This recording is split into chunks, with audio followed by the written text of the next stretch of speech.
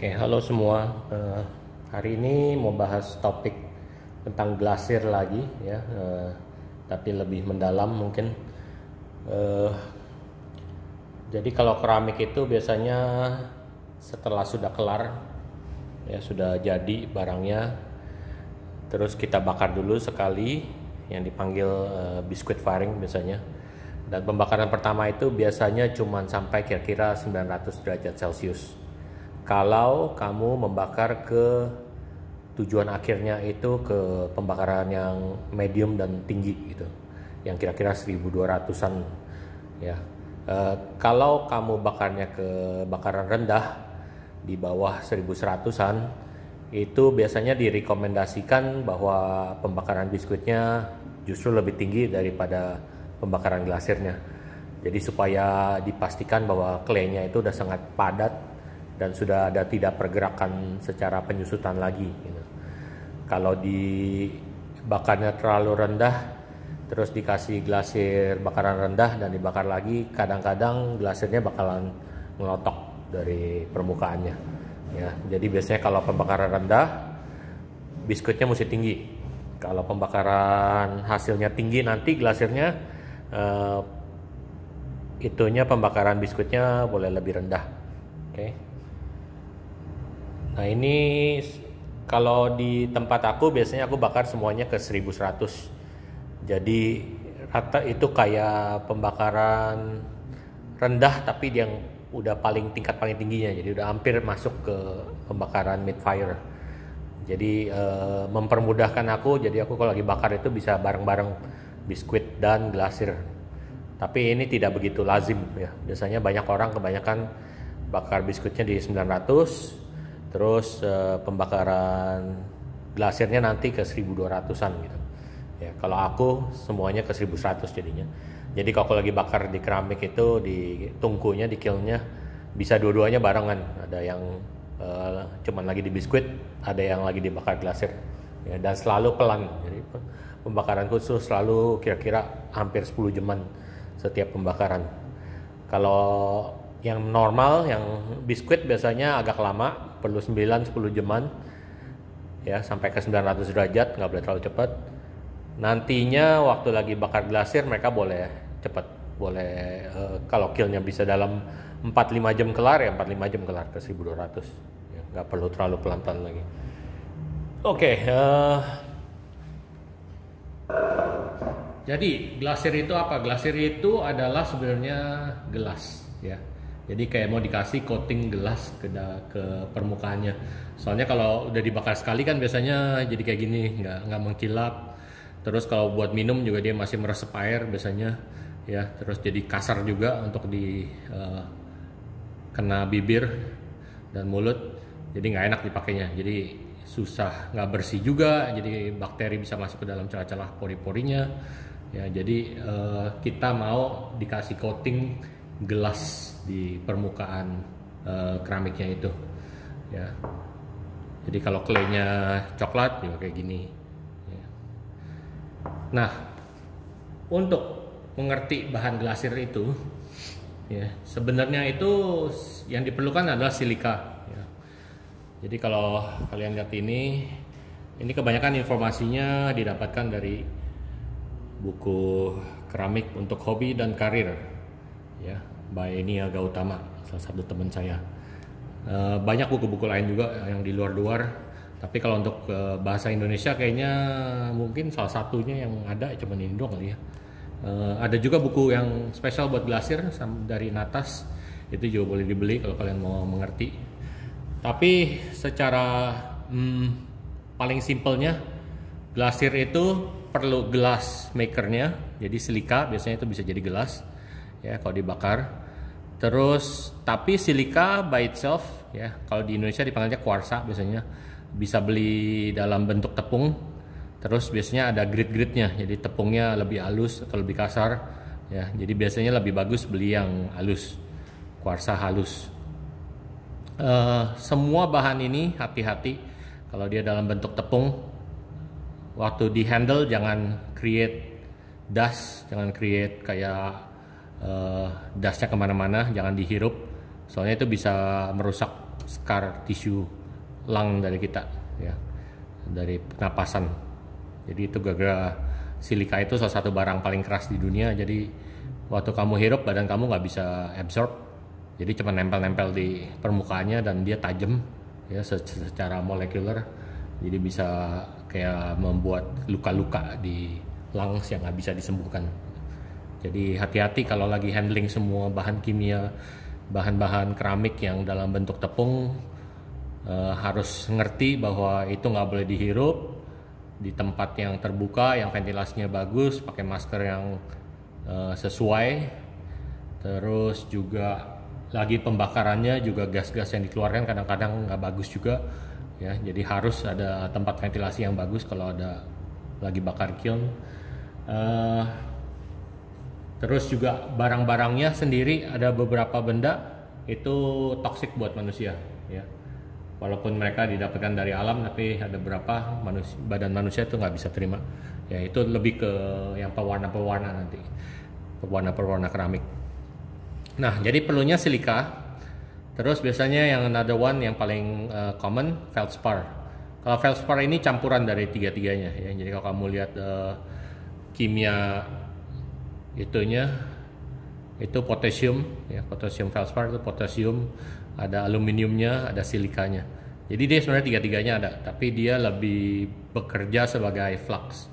Flux itu apa? Itu ngebantu menurunkan temperatur melting point-nya, ya, temperatur melelehnya. Soalnya silika kalau by itself itu perlu 1710 derajat Celcius.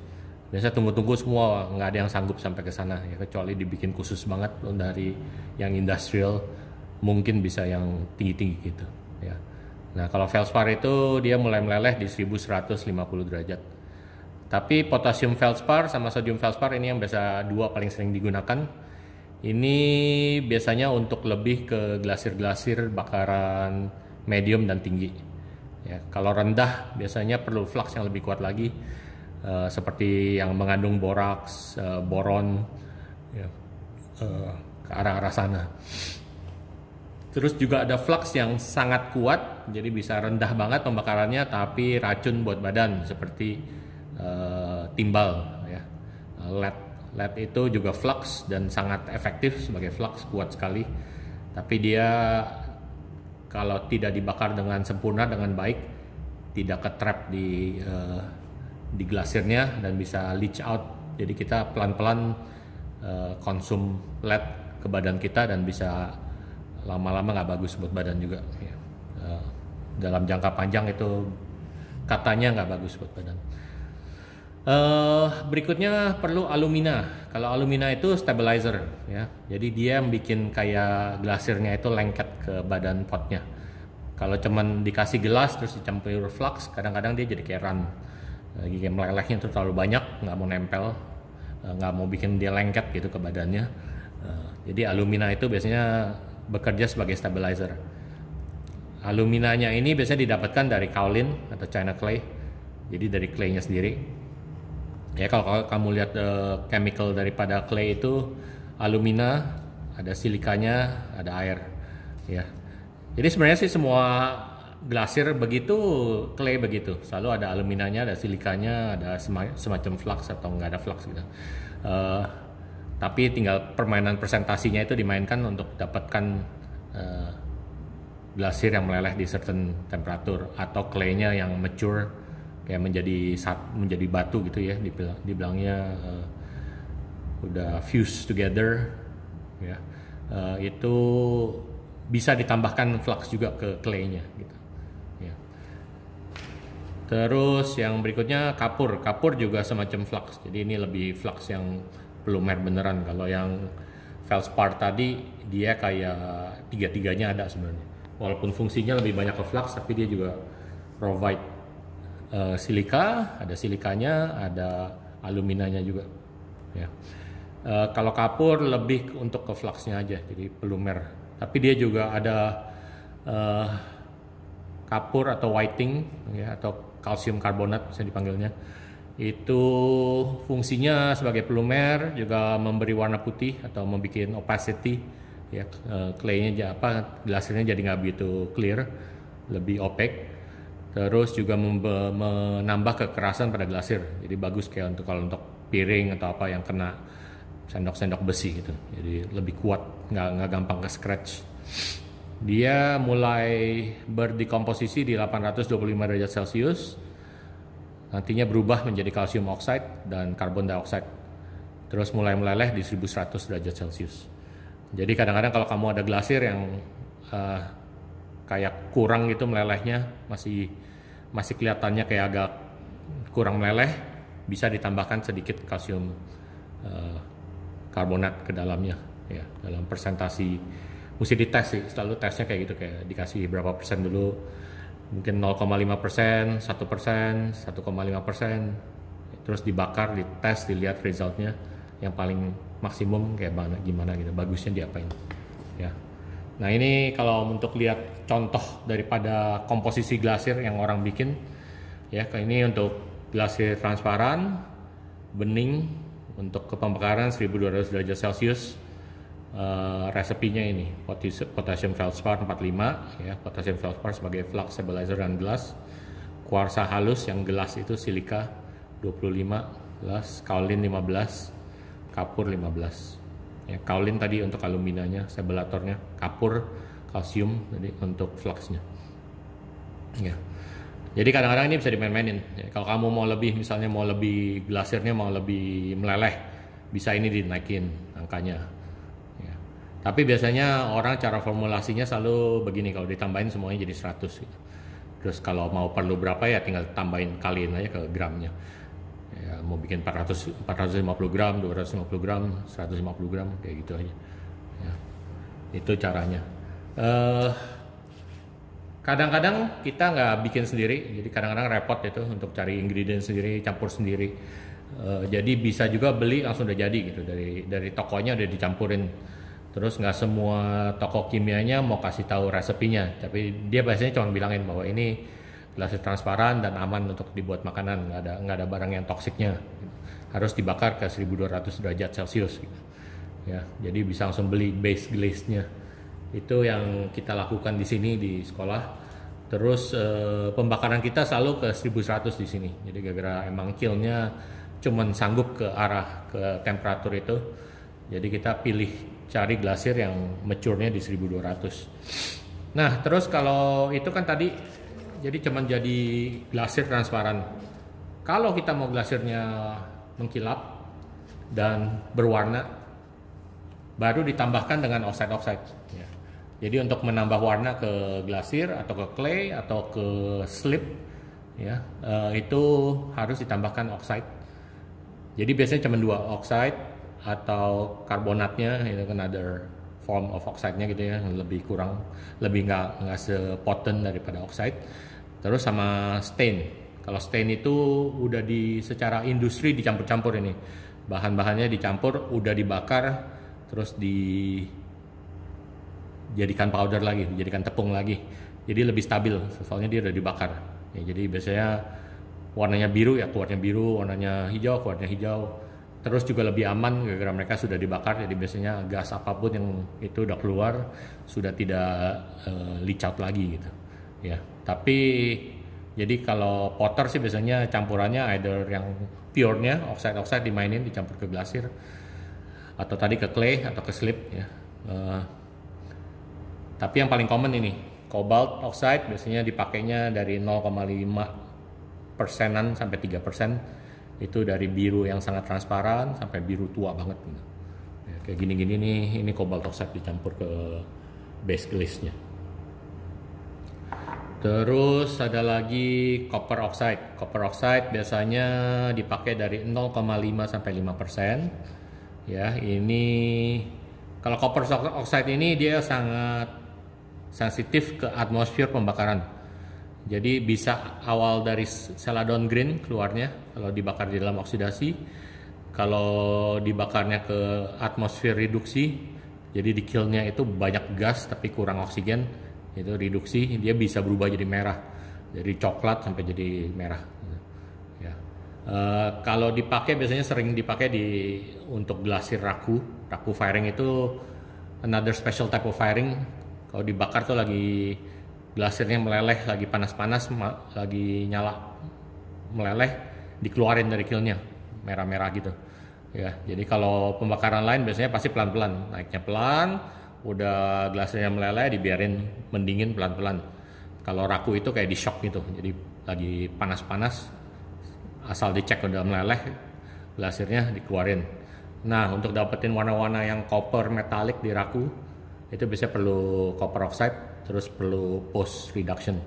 Post reduction itu kayak potnya panas-panas dimasukin ke tong yang ada combustible gitu, ada kertas lah, ada daun-daun kering.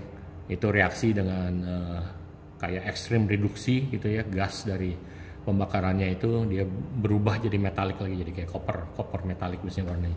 Dari hijau copper metalik bisa warnanya kayak rainbow gitu ya. Terus yang common lagi black iron oxide, red iron oxide.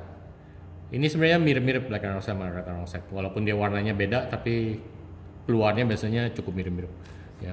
Itu dari kalau dikit banget bisa celadon green juga, kalau dicampur ke glasir. Tambah banyak presentasinya biasanya udah mulai ke coklat, kalau udah 6-7-8%-an, terus ke coklat tua, terus bisa sampai akhirnya ke hitam. Ini famousnya kalau dikit dipakai biasanya untuk celadon glaze zaman-zaman dulu. Kalau dia sudah mulai banyak oxide-nya dipakainya sampai ke 10-15%, itu biasanya untuk ke Tenmoku glaze ya, yang kayak very dark black atau coklat-coklatan, atau ada yang keren-keren sih yang kayak tidas gitu-gituan, kayak ada post reduction lagi, mirip-mirip juga kayak panas-panas dikeluarin terus dituangin air atau dituangin teh, dituangin macem-macem ya, itu bisa create efek-efeknya. Jadi black iron oxide juga dari presentasinya, dari cara pendinginannya dan lain-lain, bisa warnanya macam-macam juga, itu dari green sampai coklat tua sampai hitam. Titanium oxide biasanya dipakai untuk pemutih di glasir or opacity, tapi dia nggak putih banget, jadi biasa dipakai dari 5-15%, keluarnya krem kekuning-kuningan. Zirconium juga biasa untuk pemutih ya, 5-15%. Chromium ini hijau banget tapi dia toxic ya, nggak boleh dipakai untuk makanan, jadi hijaunya tuh kayak benchmark green gitu. Kalau dikit sekali kind of kayak celadon juga, mirip-mirip celadon kalau dikit sekali, tapi sekali udah banyakan dikit ya dia jadi hijau lumut gitu warnanya.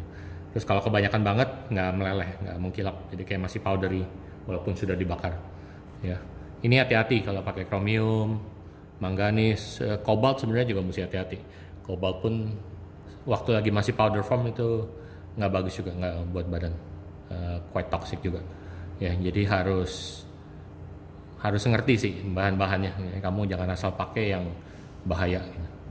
Manganis biasanya orang pakai untuk hitam, purple ya. Dia cukup salah satu oxide yang lebih murah, bisa 5-15% juga, atau kadang-kadang bisa sampai tinggi banget untuk efek-efek tertentu.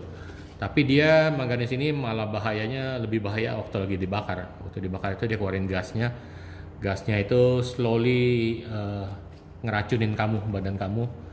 Itu katanya sih bisa cause leukemia ya. Kalau terus-terusan kamu sering hirup bakarnya di tempat yang tidak bagus ventilasinya, kayak di ruangan, misalnya di ruangan yang tertutup gitu, itu bahaya ya. Jadi begitulah kira-kira glasir ya, cukup sangat rentan dengan kimia dan lain-lain. Jadi kamu harus belajar banyak, tahu di mana apa yang aman, apa yang tidak, presentasinya berapa, itu semua mesti dites sih ya.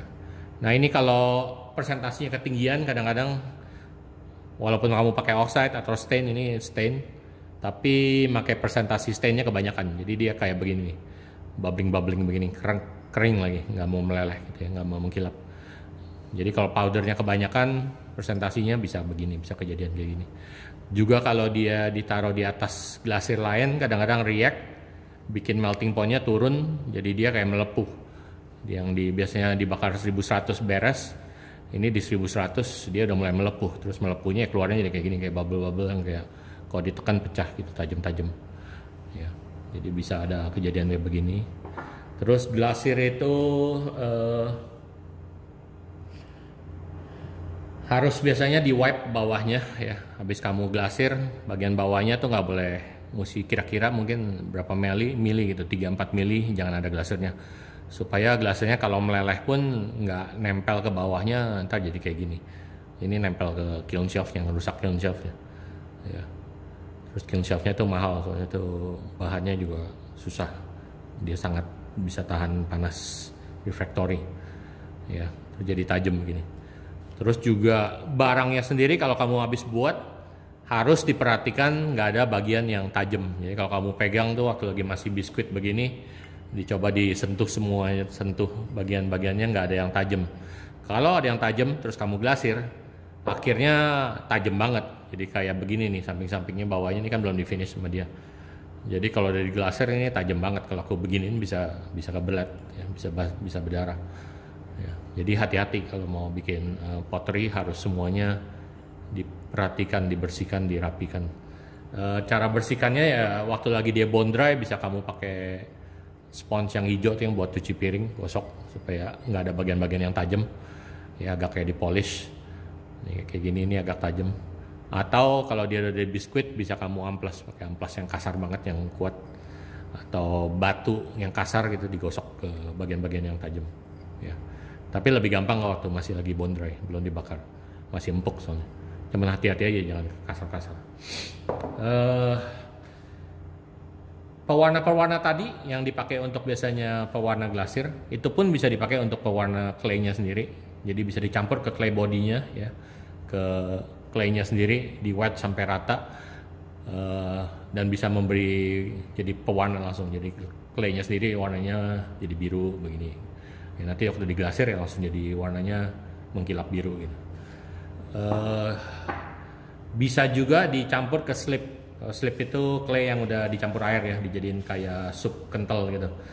Nah itu glasirnya pewarna-pewarnanya kayak stain atau oxide itu bisa dicampur ke sana, terus dipakai untuk dekorasi di luar permukaan claynya seperti ini.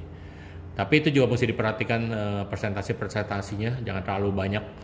Kayak seperti ini nih agak kebanyakan. Jadi walaupun sudah dibakar di 1100 masih lepas-lepas itunya, debu pewarnanya tuh kebanyakan kayaknya dipakainya.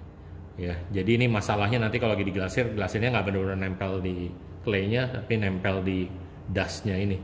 Terus ntar ngelotok, nggak mau benar-benar jadi satu. Ya, that's a problemnya. Kalau dipakainya dengan baik itu persentasinya nggak gitu banyak nih, mestinya red iron oxide aja. Ya, jadi ini clay yang aslinya, ini pewarnanya, terus dia pakai sistem waktu itu kalau nggak di scratch atau dikasih paper resist, ya Scravito kalau nggak pakai paper resist. Claynya warnanya ini sebenarnya, udah dikasih warna ini, jadi kayak keren gini. Nah ini kalau mau mengkilap nanti tinggal dicelupin ke transparent glacier, dibakar lagi. Ya. Cara begini, cara dekorasi dengan slip yang dikasih warna langsung di clay itu biasanya paling stabil. Jadi apa yang kita gambar tuh biasanya stay as is gitu ya. Hasilnya lebih kayak begini nih, jadi stabil banget. Tangannya semua masih rapi. Ya ini pakai cara inlay Mishima. Tapi dia nggak kemana-mana, nggak meluber.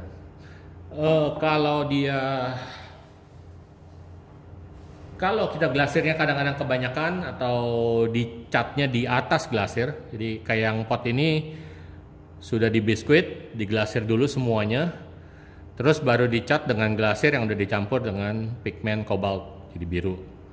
Nah problemnya glasirnya waktu itu aplikasinya mungkin ketebalan, atau di tempat di pembakarannya yang lebih panas, spot-spot kilnnya tuh kadang-kadang ada bagian spot yang lebih panas, spot yang tidak, jadi dia run.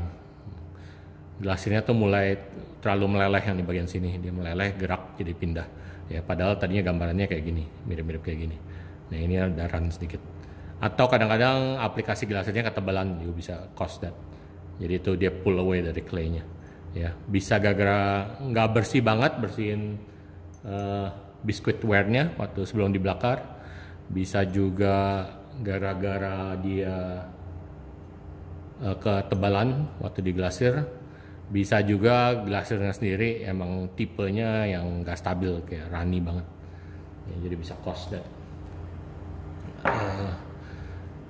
Kalau semuanya bagus, beres ya, ketebalan glasirnya pas, itunya pas, pembakarannya, heatnya pas, nah jadinya kayak gini bisa stabil banget.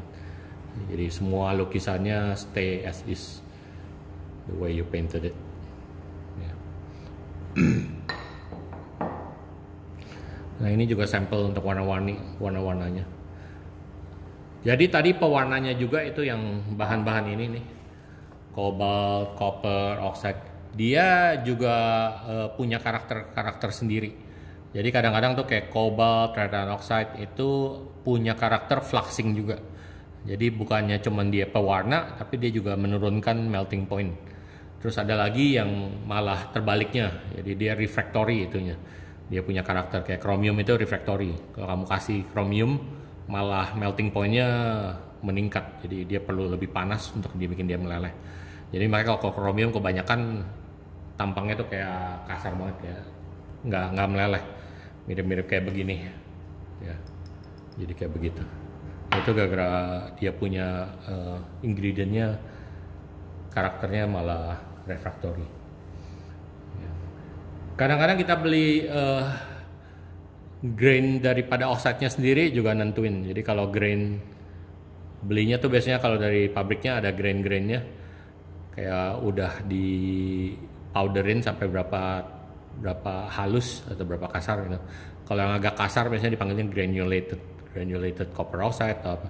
Nah ini kalau granulated agak kayak gini jadinya, kayak nggak hijaunya nggak smooth tapi kayak titik-titik ya, soalnya dia nggak benar-benar nyampur ke glasirnya secara rata ya. Tapi kadang-kadang ya emang efek ini yang orang mau gitu. Jadi tergantung kita maunya bikin apa, tampangnya kayak apa. Bisa juga di aplikasinya kayak begini ya, ini pakai paintbrush. Jadi ini clay doang, ini yang ada clay glasir yang udah dicampur warna, terus diglasir di dalamnya. Tapi kalau kayak untuk buat minuman dan lain-lain harus kamu research dulu ingredient yang kamu pakai itu aman nggak buat makanan ya. Kalau kamu pakai hijau yang udah ketahuan bahwa itu toxic buat makanan, nggak boleh dipakai buat di dalam gelas-gelas gini. Jadi apa yang kamu minum nanti kamu keracunan daripada metal oxide-nya yang toxic ini ya. Jadi harus hati-hati di bagian itu. Harus research dulu, harus ngerti ini. Jangan asal bikin, asal jual tanpa ngerti. Lebih aman biasanya pakai stain ya. Jadi kalau stain itu kan ini pewarna-pewarnanya ini salah satunya kayak copper oxide ini. Kalau yang kayak gini-gini oxide ini dia pure ya, dari tambang dicari terus di refine lagi iron oxide. Nah gini-ginian ini lebih bahaya daripada yang sudah diproduksi sama pabrik. Jadi pabriknya udah proses, sudah dicampur-campur pokoknya dengan oxide sampai dapat warna ini, terus sudah dibakar, terus dihancurkan lagi jadi powder lagi baru dijual. Nah kalau yang kayak gini biasanya lebih stabil, soalnya dia udah dibakar. Jadi ingredient keracunannya semua itu udah ke burn off atau udah stabil lah ya. Apalagi yang seperti ini kalau dipanggilnya inclusion ini biasanya udah hampir kayak dicampur jadi glasir gitu. Jadi glasir merah dulu, dibakar, terus di quench dalam air, dijadiin powder lagi. Nah itu jadinya semua bits merahnya ini udah kayak dibungkus dengan lapisan silika atau gelas ya. Jadi dia stabil banget. Jadi walaupun dia leach out pun nggak bakal toxic buat manusia gitu ya. Manusia ya cuman telan ya keluar lagi nantinya, nggak bakal apa-apa gitu ya. Jadi inclusion ini biasanya paling aman dari semua pewarna keramik. Jadi stain inclusion ya sudah dibakar dalam kaca-kaca gelas, jadi dia udah nggak bakal kemana-mana lagi, udah stabil juga biasanya. Jadi kalau inclusion red biasanya kamu tambahin kemana, dibakar ya tetap keluarnya merah ya, tinggal mainin presentasi kekuatan daripada intensitas merahnya aja ya. Ada juga dicampur stain pewarna itu sebagai overglaze namanya atau underglaze. Jadi ada yang kayak udah diformulasikan seperti kayak cat untuk warnain ke beesware atau ke leather heart atau ke bone dry untuk diwarna-warnain, terus nanti tinggal dikasih clear glaze. Ada juga yang sudah dibakar dulu, udah ke glasir, baru dicat di atasnya, itu baru dipanggilnya overglaze, jadi di atas glasir ya. Terus dibakar lagi, dan ada kadang-kadang pembakarannya lebih rendah gitu. Jadi ada yang keramik yang bakarnya berapa kali, dia mulainya dari yang paling tinggi dulu, nanti pelan-pelan go to lower glasir ya. Terus tadi aku bilang juga kan yang flux yang dipakai untuk nurunin temperatur melting point daripada glasir itu bisa juga dipakai di dalam clay-nya. Jadi clay-nya dicampur gitu. Ada clay yang secara natural udah kecampur sendiri. Jadi waktu digali biasanya kita beda-bedain. Jadi clay-nya ada yang low fire, ada mid fire, ada high fire. Nah, kalau dia sebenarnya low fire clay terus kamu bakar cukup tinggi, bakalan mulai kayak gini nih, mulai melting, mulai ngebubble ya. Kita panggilnya blister biasanya, bubbling atau blistering. Ini gara-gara dia udah mulai meleleh, udah mulai clay-nya sendiri tuh udah mulai mau meleleh banget. Kalau udah parah banget ya, kadang-kadang clay yang salah gitu, kita nggak tahu bahwa itu clay-nya low fire, terus kamu bakar ke temperatur yang ketinggian, ya meleleh sama sekali. Jadi ini tadinya dari cup bentuknya sampai jadi meleleh jadi kayak gini. Dan kalau kita tidak tatakin sesuatu yang rusak kiln shelf-nya, bisa kena juga ke elemen-elemen di kiln listrik, itu bisa sayang sih ngerusak bareng ya. Ini yang cukup parah. Atau ini clay-nya tuh mulai melting. Terus juga kadang-kadang nggak boleh percaya dengan apa yang ditulis di bungkus clay-nya. Jadi ini waktu itu clay yang kita beli, dia ngomongnya bisa sampai 1200 ya temperaturnya. Kita bakar cuma sampai 1100 sudah mulai meleleh begini. Jadi ya harus dites gitu, setiap batch harus dites lagi. Kadang-kadang kayak red and rosette itu kan dari iron ya, rasnya oksidasi daripada iron. Jadi kadang-kadang juga bisa dicampur langsung gitu. Ini kayak dari debu-debu serutan besi dari bengkel besi, diambil dicampur ke clay-nya. Clay-nya semuanya putih, dicampur bisa jadi warna kayak gini, coklat. Jadi dia oxidize di kiln-nya dan berubah kayak hampir jadi kayak red and rosette di ini. Ya. Jadi bisa begitu juga. Terus kadang-kadang kalau glasirnya itu dekorasi kita maunya kontras gitu ya, hitam putih, hati-hati dengan pakai glasirnya. Jadi kalau glasirnya kamu pakai yang putih ya bisa nutupin semua apa yang kamu udah buat, yang susah-susah dibuat ya. Jadi agak hati-hati. Ini masih untung dia masih kelihatan ininya. Tapi kalau dia ini lebih opek lagi, putih kayak begini semuanya, sayang semua ketutupan semua detail yang udah susah payah di carve ya. Oke, jadi kita sekarang lanjut aja. Jadi